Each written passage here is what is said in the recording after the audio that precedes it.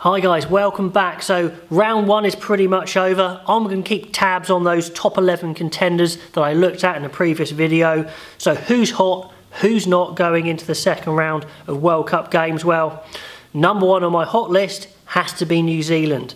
23-13 is a good win over South Africa, who many, including myself, has tipped as their second best team going into this World Cup. So that's a massive result for them.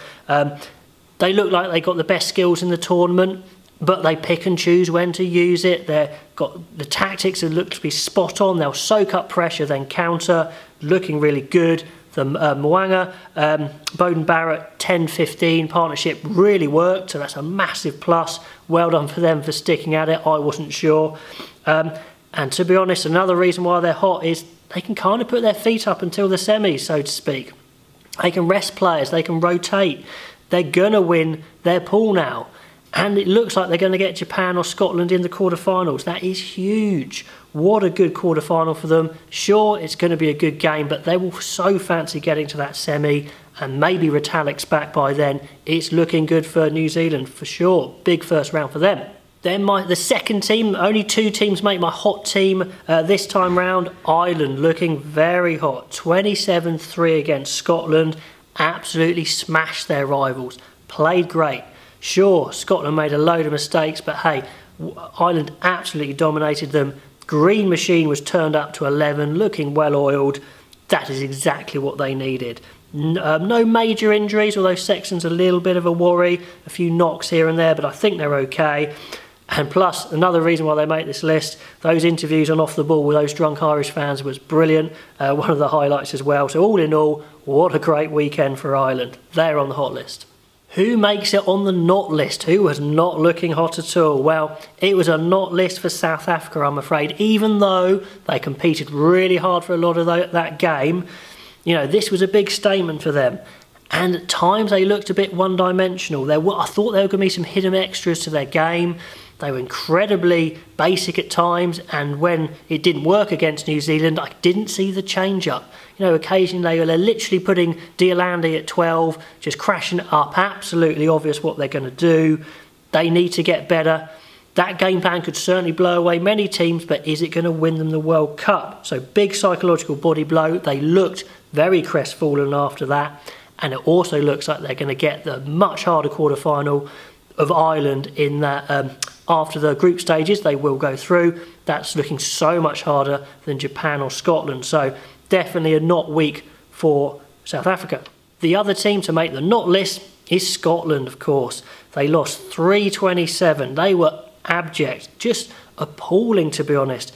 No tactical flexibility. They didn't take it tight, they didn't take it to the Irish, they just tried to wing it wide and use their skills in terrible conditions. Plus, they made a load of extra mistakes as well. And the intensity was missing. I don't get it. I remember Scotland, back when I was young, not being very good, but they had intensity. They ground it out. They didn't get many tries, but they kept on fighting. They look like they've gone to the other extreme here. Loads of skills and lost that Scottish intensity. You've got to bring it back. It's all or nothing against Japan, who play a similar style, so that could be an interesting matchup. And to cap it all off, their best forward, Hamish Watson, is out of the World Cup. Huge blow. What a player. Just such a not week for Scotland.